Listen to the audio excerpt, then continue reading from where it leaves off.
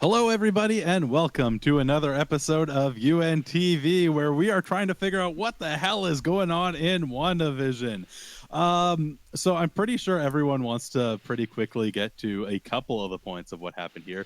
So just to be clear, when I ask everyone what they thought, don't start going off into the big things that we're going to talk about, just like a single sentence. Zoe, what did you think? Just in general, I thought that episode was pretty bold. And Cake? This episode made me realize I am a huge fan of X-Men, not so much of the rest of MCU. Allison? I enjoyed most of the episode. Oh, interesting. And I think I've just realized, I don't know if I've ever said my own name. I think I introduce all you guys all the time. But hello, I am Sky. You're the white guy. I am the white guy. That is true. Although we're all white, I think I could just say the guy. Well, agree to disagree. Not 100%. I'm not white. Right now, I think I'm definitely mixed I am race. the very red-looking guy by how my camera is presenting me. I think we should restart this. What? Oh no, it's fine. So, this week's episode was titled On a Very Special Episode, which is, of course, in reference to kind of like after-school specials, and that's kind of what we're getting with the whole dog situation and Wanda's talk with her children about death. And I think this is, because I've gone straight here from the title, what did everyone think of the whole Wanda telling her kids that death is permanent kind of thing? Allison?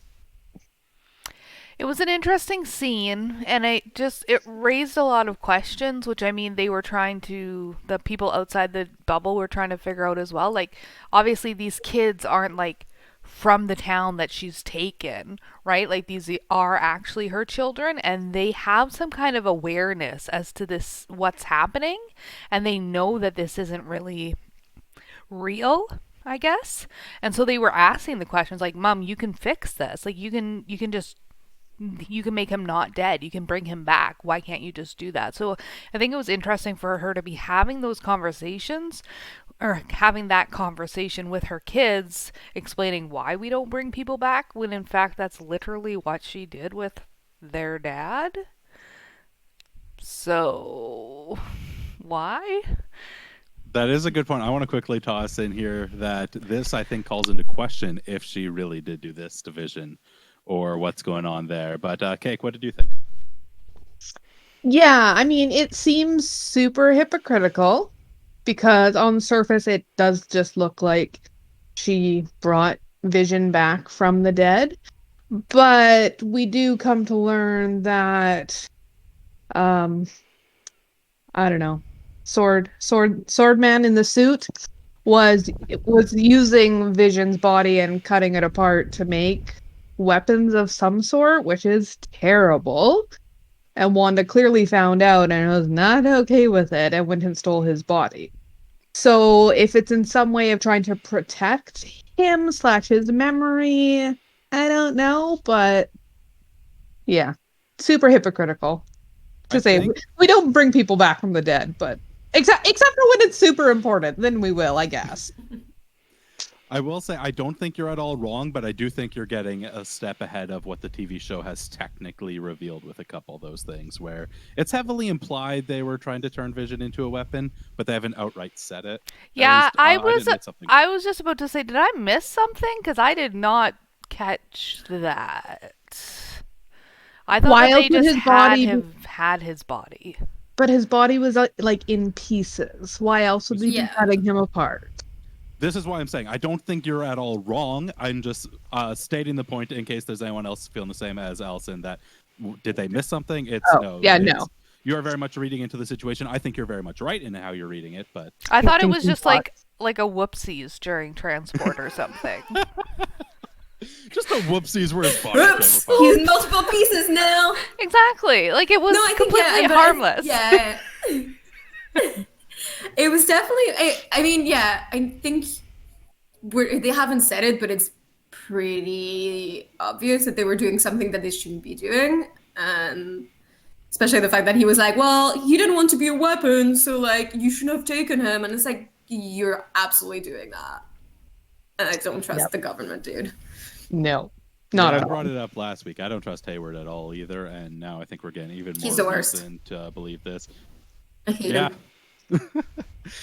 Sticking with Sword, what did you guys think about what was going on in that half of the story? Let's say before Wanda comes out of the bubble, like all the things with Darcy and and Monica and Wu. Zoe, want to start with you this time?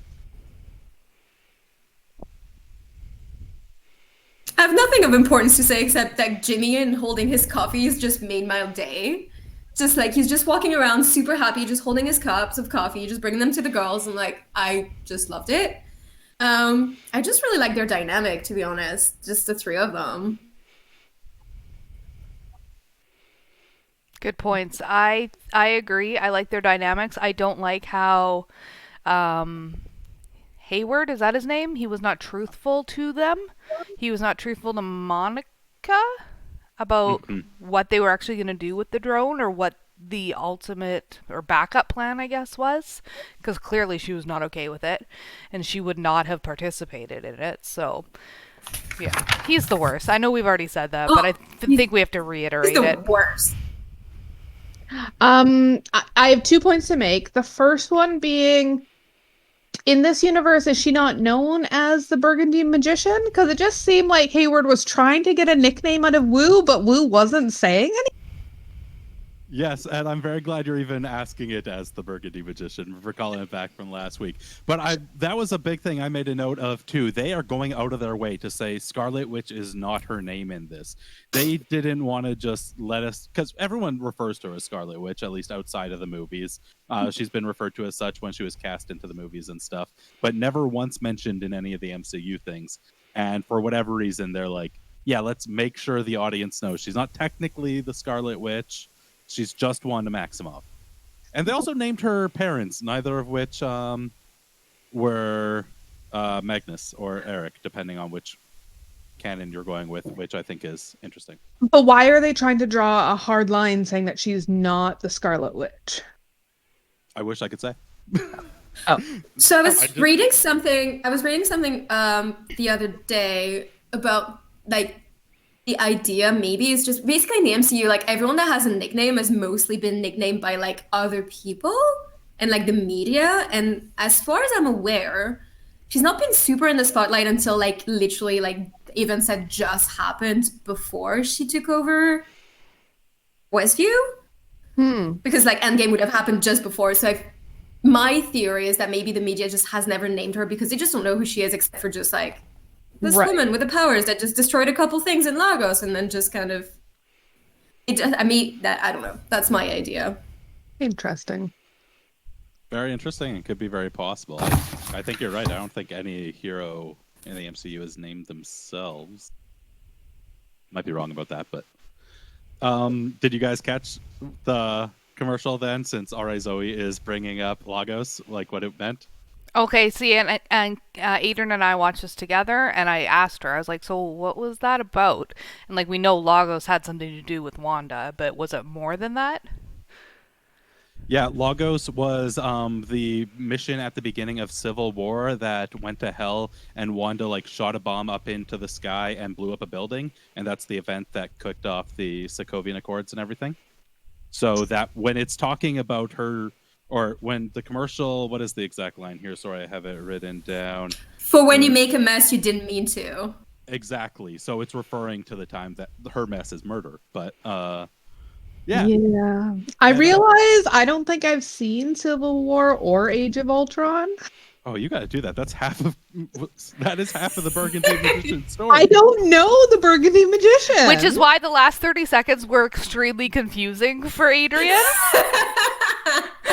And that would have been incredibly confusing for you. I wish I was watching you watch it. And I just want to know, when are we going to talk about the best Peter in the new MCU universe? Is that now, or? I do want to bring up one more point, and then we'll get to that. Just because of the whole timeline we're getting with the commercials, we've been going very chronologically through Wanda's life as we have known it. With first the explosion that killed her parents, then her meeting Strucker, something with Hydra giving her powers, and now the mess in Lagos. The mess in Lagos being Civil War, where sorry, I guess Cake. Here's some spoilers for you. Wanda and Vision are on opposite sides in that movie, and this is the movie this is the episode where the two of them end up on opposite sides. So I think that's very interesting that they put the commercial that connects to Civil War in this episode. But yes, now, Munch, would you like to bring up what exactly it is you're talking about with this ending? It's my favorite Peter. This is my favorite version of Maximoff. I love, not Maximoff, Quicksilver. Sorry, I'm just too excited. This is my favorite version of Quicksilver. I have always my favorite said, X-Men. Yes, I love him. He's my so favorite much. X-Men. I think he is the best Quicksilver out of the two. But watching it with Cake, Adrian, was very confusing for her because she did not understand why it was such a big deal. Basically, my only follow-up question was, so when is Daddy Magneto gonna show up? That's all I want. That's all I want, you guys. Yeah. So a lot of questions in those last few seconds. A lot of questions. Munch, you and I talked about it earlier, so I know you could speak to this a little bit. But I think the biggest question we're left with at the end of this episode is this the X-Men Quicksilver or just the actor from the X-Men Quicksilver? The X-Men Quicksilver. And what are you thinking in terms of this? And that's a really good question, because if it's just the actor playing Pietro Maximoff, super confusing for them to do it that way. It doesn't really make any sense. But if this is actually Peter from X-Men coming into the MCU universe, what does that mean? Like, that is huge that we are now crossing over these two universes and saying ultimately that X-Men exists inside of the MCU universe. It's insane. It's literally insane, and I am very excited about the possibilities of having like Wolverine on the Avengers, which will never happen because Wolverine does not do team sports, but it would still be cool. He's died like 1,000,000 times at this. So and before Deadpool? And Deadpool too. And before anyone says anything about the absolute mess that X-Men is for like timelines and timing, and none of it makes any sense trying to look at it chronologically, I don't care. I still really enjoy X-Men, and I'm excited for the possibility of my favorite X-Men, Quicksilver, being in this universe. And I'm going to very quickly, sorry, Cake, we'll get to you in a second, just to make it very explicit in case there's anyone who hasn't watched all the X-Men movies or Age of Ultron. What she's been saying with Peter and Pietro is Pietro is Wanda's twin brother in Age of Ultron, but for whatever reason in the X-Men franchise, they made him much more American and just called him Peter. Mm-hmm. So that's why she's been saying the two different names this way. And Cake, now what were you saying? Just with the whole timeline thing that Munch just said, because yeah, the timeline in X-Men makes absolutely no sense, but it is interesting to draw the parallels between WandaVision going by decade and then the X-Men movies going by decade as well. Mm-hmm. And also how they talked about in WandaVision how anything that goes into Westview changes to match the decade.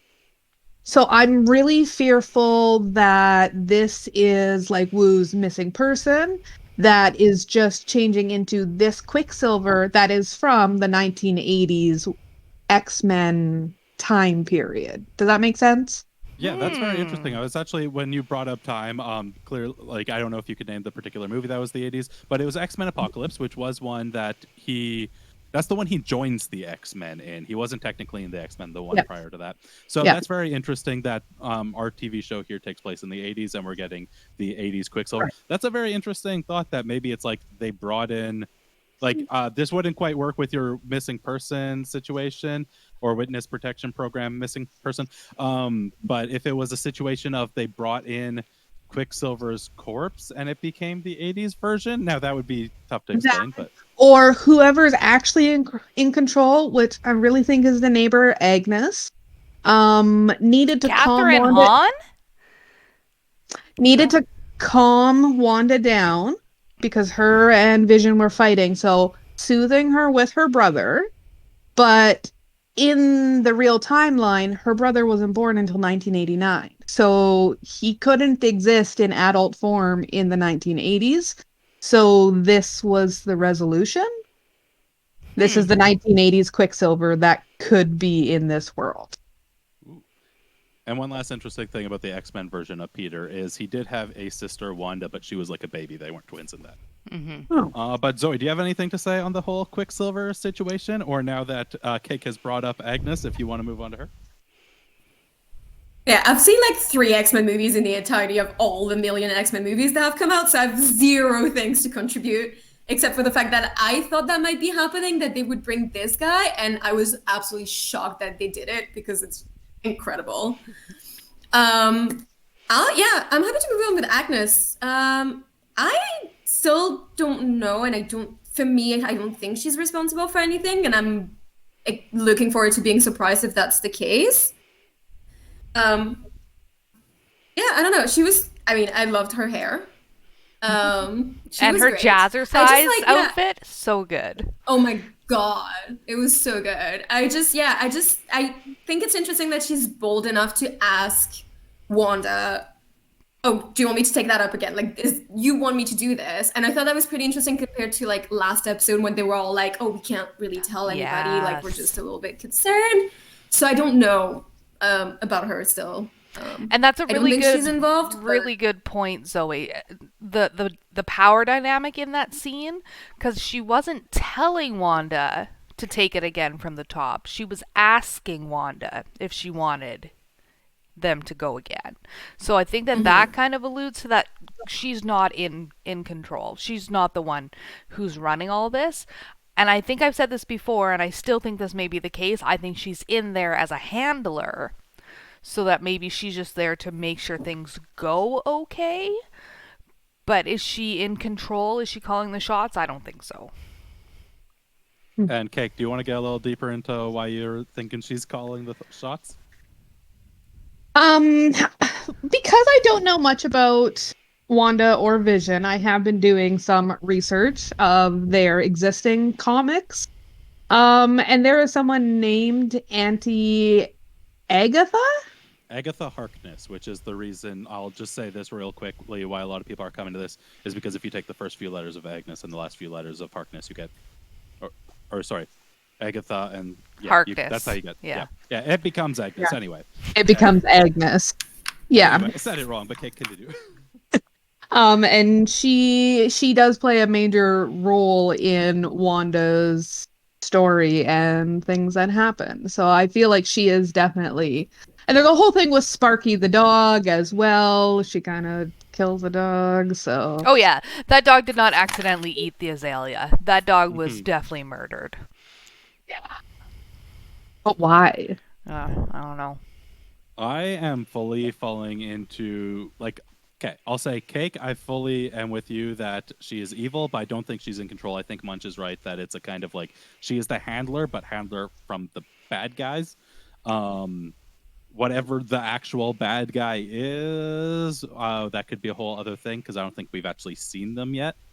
But everything she did, like this episode when she first showed up, Catherine Hahn's been one of my favorite actors on this show so far. But then in her first scene this time, I was like, is she just calling it in? Like, what's with her acting? She seems so stiff and weird. But then as soon as it hit that point where she's like, oh, should I take it again? I realized, like, this isn't that Catherine Hahn is being a bad actor. It is that Agnes is doing weird acting. And I think it's important to remember that with anyone else, like, say, if we look at Norm, it's that their personalities are, like, completely messed with by whatever's going on with this hex or whatever, versus Agnes, who seems to have her mind. She went there and was able to make a point of, like, oh, should I take this again? She seems to have her wits about her to a degree that everyone else doesn't. She has that awareness, and she is complacent. Like, she is okay with being there in the situation. Whereas Norm, as soon as Vision brought back his real persona, was freaking out. and telling him how like painful it is and how terrible it is and everything. So they're all forced. Whereas, yeah, you're right. Agnes is just there and like fine with everything that's happening. And it's also interesting that every time Agnes showed up is the times that the kids jumped in age. And then it was like, I think we're all agreed that Agnes probably killed that dog. But yeah, so that was the thing that almost spurred Wanda on to use her powers to bring the dog back to life. Like, I think Agnes is trying to force the powers or trying to force something with the kids. And I don't know what exactly. What is about everybody else? Zoe? See, I wasn't entirely sure that she killed the dog. I feel like that might have been a red herring. I was just very confused as to why the dog would die and Wanda would not just instantly be like, no, we're not doing this again. Like, let's go back. And I feel like maybe my idea was that her subconscious was trying to make her work through grief and trying to understand the way, like, they had that chat about death. And it's like, I feel like to me, it feels in this episode that Wanda's subconscious, especially regarding her kids, is just taking over a lot more than when she's not in control of a lot of things. And I was like, why does the dog have to die? And it felt like maybe her subconscious, like, no, but we have to go through the grief that, like, you're the guy you were in love with, and we got to work through this. I'm not necessarily on the Agnes killed the dog camp. So if we take that to the next point, do you think that could mean that it's not necessarily, like I said, that I think that there's a bigger villain we haven't seen yet? If we take it the way you're saying about it being Wanda's subconscious making her deal with grief, do you think this whole thing could actually just be her subconscious is essentially the bad guy? Or would you not want to take it that far? Could be.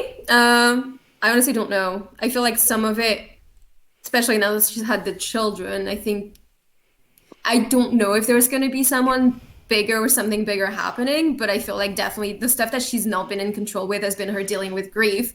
The same way as I don't know, I haven't decided yet if like Quicksilver has just been brought by someone else or not, but she seems genuinely surprised that he was there, and that's also part of like her grieving. She still needs to mourn the fact that he's dead, and I don't know if that was kind of linked to like her subconscious doing that or not. Allison?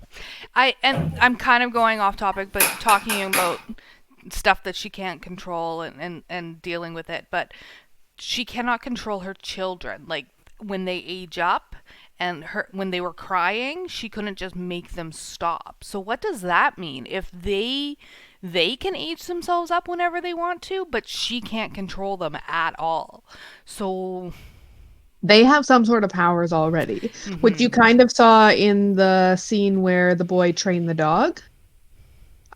He was actually holding the treat up to his temple while he was doing it. Oh, that's a really interesting point.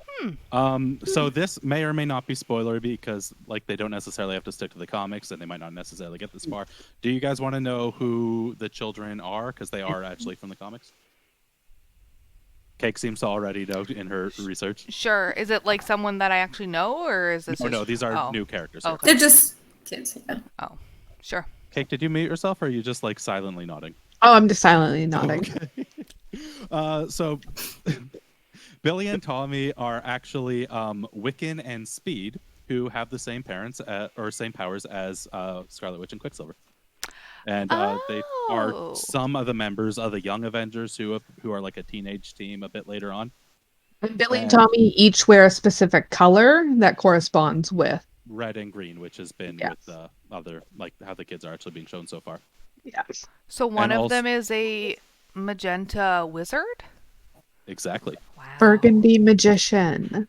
No, but it's the sun, so it has to be a different name. Yeah, That's what else. he has to be different. Magenta wizard is good. Thank you. And actually, a fun fact there: Billy, aka Wiccan, is like one of the most prominent like gay characters essentially in Marvel right now, and his boyfriend is a Skrull. Oh. Oh. Yeah, Hulkling, who looks like a small Hulk because he's green. Is and kind of buff. Hulk's child? No, he just has that name. I don't remember the reason. I'm very confused. Also, just quickly, which kid is which? I know one has long, shaggy hair. No one knows. Doesn't matter. Okay. Allison, it doesn't matter with twins. Oh, right. They're the same. They look the same. Who cares? Red is Billy, green is Tommy, but unless you're looking at a picture, that probably doesn't tell you much. No, I think I only Billy's the remember one one missing his has front long hair and one doesn't. One has sad eyes and one doesn't. That is very true. One does have sad eyes. Yes. For something that should be a much quicker discussion, because I think it's just like a fun moment. What did y'all think of the basically Thanos debate of how powerful Scarlet Witch is, where they start saying like, oh, well, Scarlet Witch could have beat Thanos if not for this situation. And then they're like, well, Captain Marvel could have too. That's something Oh, Kate Cake? wants to talk about. Okay. It's not the first time that Captain Marvel has been mentioned and someone is visibly disturbed. When was the prior time? Fury did in Spider-Man. Oh, not in this show. She means in the No, universe. sorry. Oh, in the universe in general. I'm very sorry. Yes. So something has happened with Captain Marvel, which I really, really, really would like to know the answer to because I do enjoy her, but she has done something to make people not like her, and people that we saw her with at the end of her movie happy and best of friends. And yeah, something has gone sour, which is just a side story that I'm interested to see. Do you think it's something in the past like 20 years where she was off in space and did something, or do you think it's something since Endgame's stuff, like in the couple weeks that has gone down?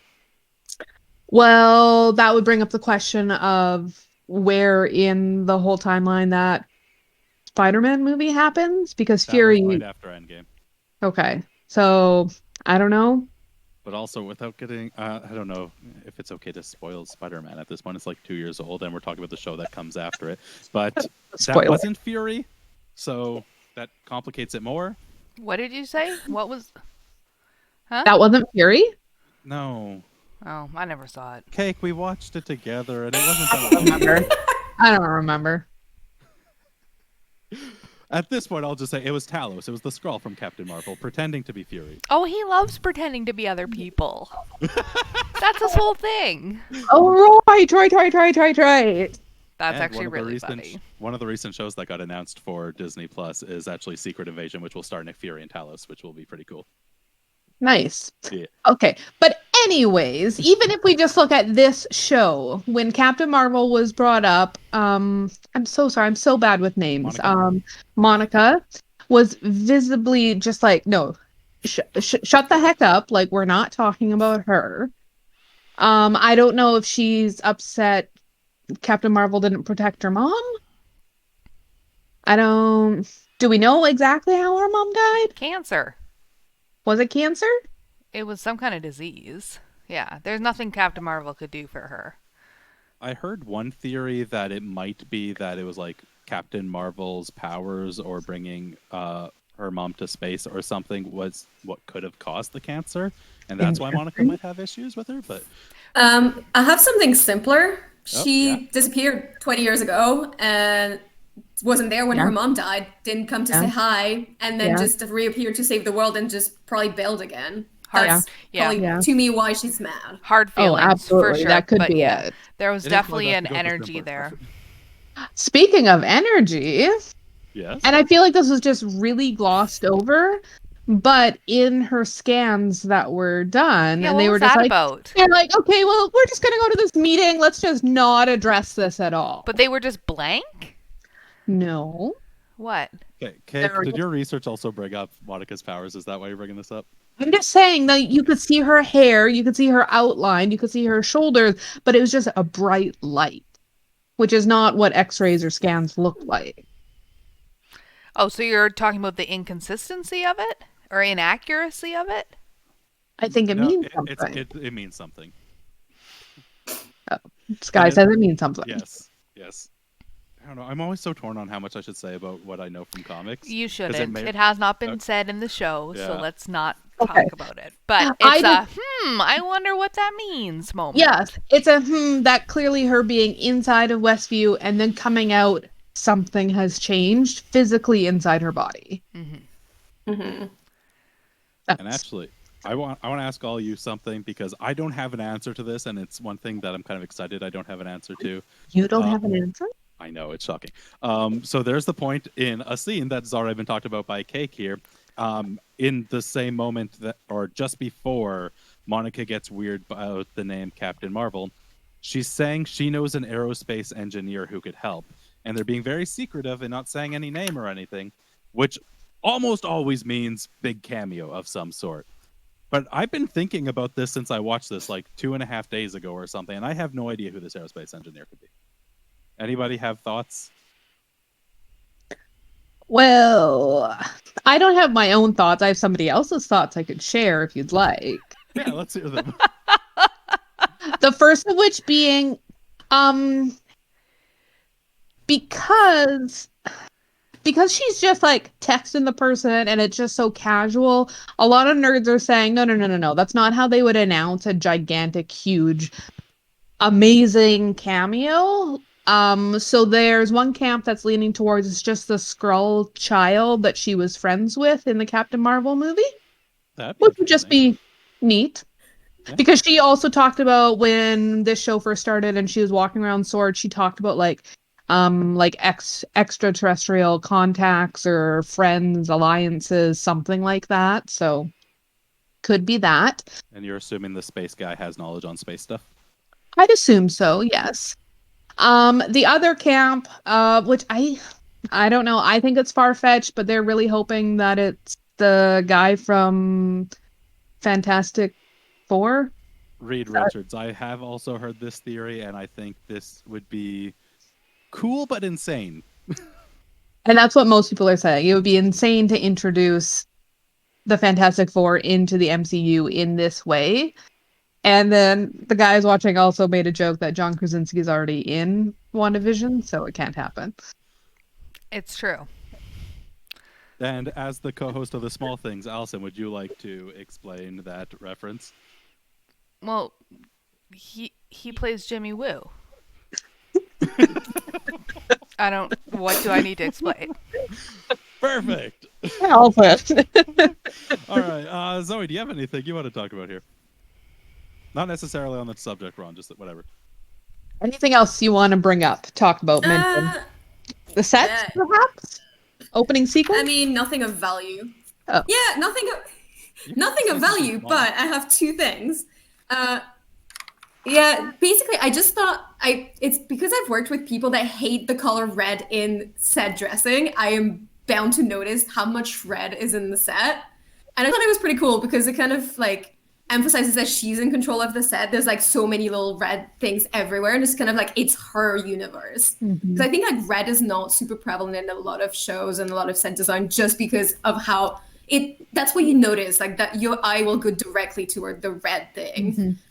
And I thought that was interesting that it's just like she controls it. It's her world. It's so red because it's hers because she is the Burgundy magician. And yeah, that was pretty cool. The second thing I will go on to is, I mean, Baby Vision has been like killing me. I forgot to talk about that. I blocked that out of my memory. That is the thing of nightmares.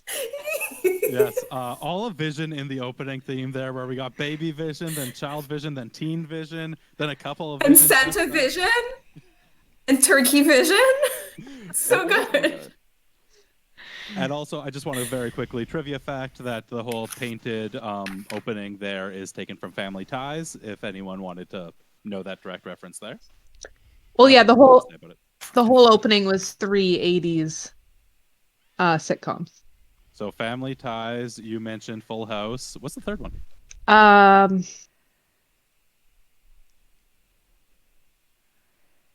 Oh man, my brain is blanking. Oh no. Anyways, I love the Full House because obviously it's her sister's show, so it's like that's just a neat little bonus. But yeah, definitely one of the shots when they're in the park and the camera's coming up over them is taken from shot by shot of the Full House opening, which is neat. And the kitchen is the Family Ties kitchen. Oh wow. Yeah. Munch, do you have any random facts you want to drop in here? I have no fun facts. Oh no. Or sad facts. Or car facts. I have nothing. All right. One last scene I think we definitely have to get into, and it kind of goes back to Zoe's talk of red here, because now the bubble's red. What the hell does that mean? And also, right before that happens, Wanda's whole outside of the bubble scene where she is just a total fucking badass. How's everyone doing? Cake, you're nodding along.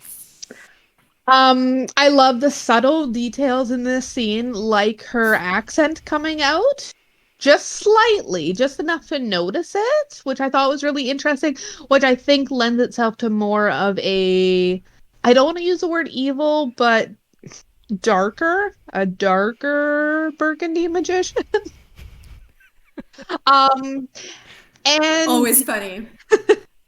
And because Magneto is her daddy, I just liked the whole her turning the guns on the suit, because that is also a scene that happened in X-Men that Magneto did to the police officers at the train station.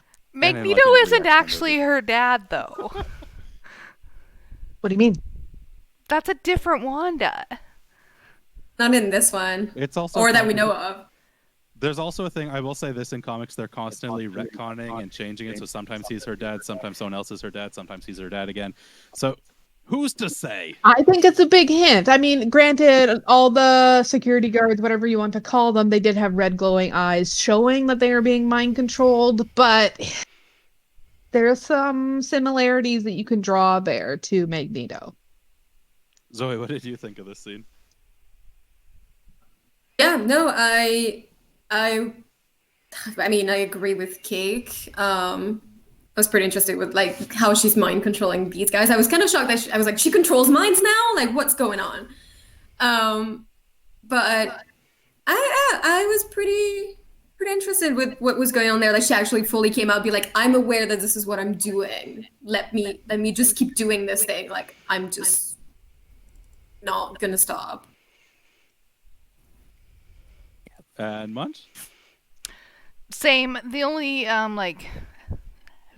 value I can add to this is that I thought it was interesting how the dome did change color after this interaction, and I think that it was like how before it was like the dome was almost camouflaged and hidden because it was a secret, but now the secret's out and she's just pissed, and this is now a warning to stay away.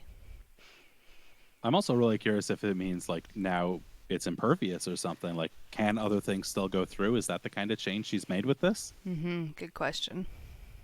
And an interesting thing with the whole Sokovian accent that's coming out a little bit here.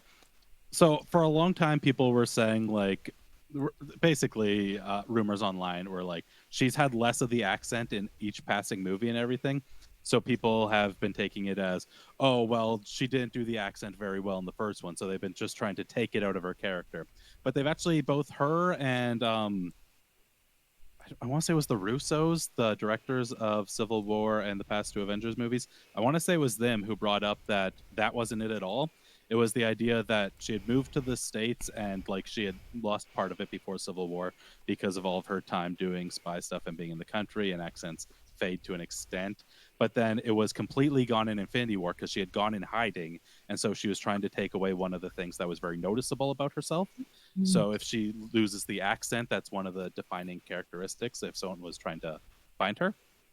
And so the fact that it's coming out in both this moment here where she's pissed and very emotional, that makes a lot of sense. And previously in the last episode, no, 2 episodes ago, last episode, whatever episode, 2 episodes ago, when she was singing to the kids in front of Monica, the song she was singing, she had a bit of her accent there. And of course, this whole thing has been going through her history. So the fact that she's coming up with like she's speaking like her old self too is also very apt for everything going on. And okay, so I think there's one more thing worth really getting into, but first, anybody, is there any other like side thing, even if it's just like an I love this line or anything? Oh, Cake's got something. Just another fun little. You're so excited here. I love this episode. Like I said, I freaking love X-Men so much, you guys. We should just do a talk show about X-Men because that would be fantastic. I have a lot of opinions to share about it. But just a fun little Easter egg. Um, that kind of circles back to what both Munch and Zoe have been saying about Agnes maybe being like a handler or something. It was also suspicious that, like, literally, like Vision said, as soon as they got a dog and needed supplies, she's just there at the door with dog supplies. Like, how does she know? But then if you go back a scene or two when she is trying to calm the children by doing Pilates, I don't really understand that part. Whatever. Or jazzercise, whatever it is. But then she's like spraying them with that lavender mist and makes a reference to her husband saying she's a tiger. Mm.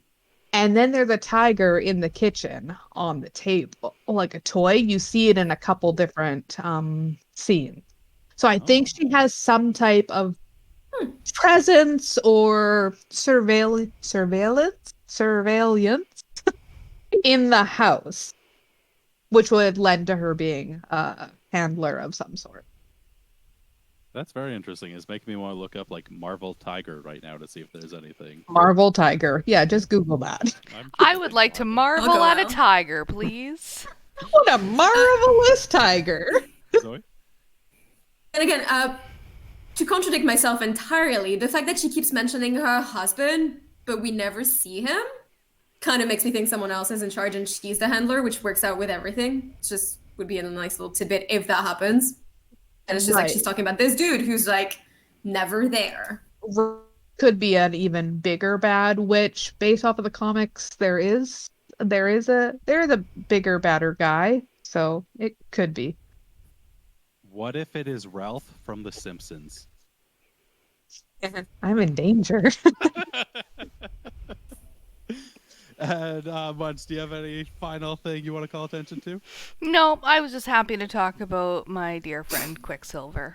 So I'm good. Oh no, we got your best thing out at the very big, or I guess it was like. I waited like 15 minutes before I even asked if I could talk about him. So Just like looking at her watch, I'm like, oh god, come Peter, on. are we going to talk about the good Peter yet? Is it time for Peter?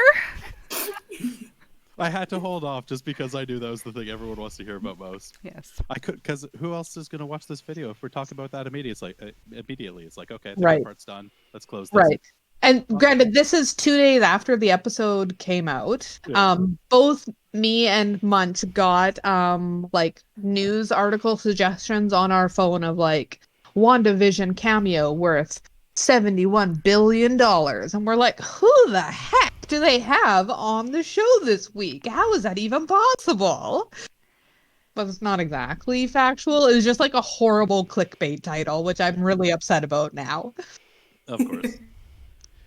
That, of course, being a reference to the fact that Disney bought Fox for some amount like that, 71, 17. What? It was 17, wasn't it? I don't know. I think you got the digits right. I'm not 100% on the order. It was just a lot of money. It was. It wasn't. Still a lot of money. So yeah, the final thing I want to end this on is once again we're getting another moment of Wanda denying having anything to do with this, that she doesn't know what's happening. As Vision and her, I guess it might as well start at the beginning of this scene where she's trying to say, no, we're not doing this, and starts the credits rolling, and Vision refuses because apparently her powers aren't fully working on him either. And he's so against this that the fight gets to the point the credits give up and stop trying to roll.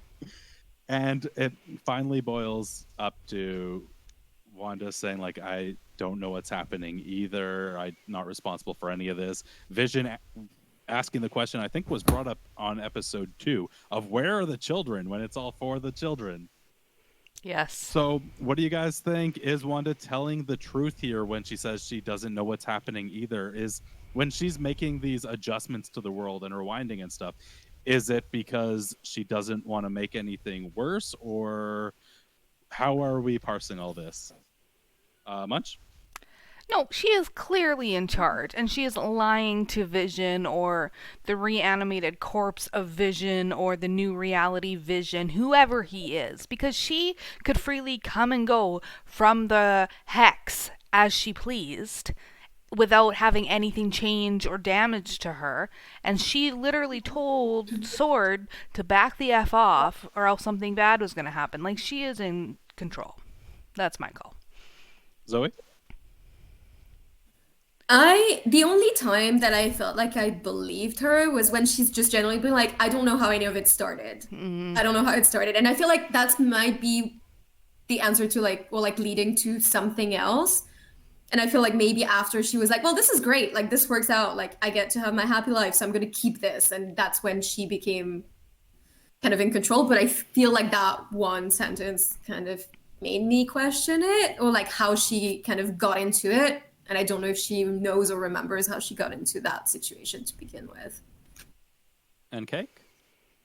Yeah, I fully agree. She is in control. Like Munch said, she was able to cross the border of the hex with nothing bad happening. And if we look at what happened to Monica, Monica?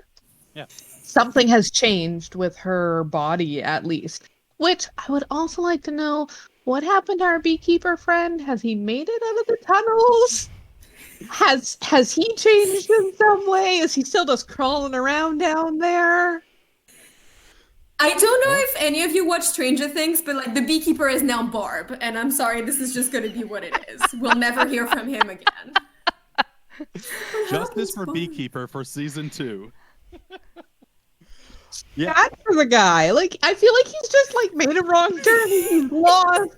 Maybe he's ended up in He's like- you now. He's just very confused. Oh, we will never know. I think I'm more on Wanda's side than anyone else in this group happens to be, because I fully believe her when she says she doesn't know how any of this started. And I think while her powers are enough to control anything going on here, I think it is kind of like making the best of a situation more so than keeping her own thing going. I think every time she's doing this stuff is being like, I don't know how this started, but I like it, so let's keep it going. Which isn't necessarily a good thing, and clearly she's not like fully in her right mind, as we see what happens when she comes out of the hex bubble. But I don't think she is very much to blame, at least not entirely. Interesting. I may be alone on this. Oh, also, I'll toss this out there. After this episode, there are a bunch of people going around saying that Jimmy Woo should get his own spin-off, like an X-Files style show where he's going on and investigating these kinds of things. And supposedly, I'm pretty sure this is just a rumor and definitely not going to happen because there's already so many Marvel shows in the works. But supposedly, there's talks about it now. I don't believe that, but just we'll toss that rumor in here just in case. I mean, I think Marvel likes to talk about doing plenty of things, but the whole universe is a very large thing, so they can't possibly do everything. And if they're busy with She-Hulk, how could they possibly do Jimmy Woo X-Files? She-Hulk will be good. Stop using it as a punchline. I think we should just call it Woo Files. I like it. Yes, 100% we watch. Woo Files. Yep.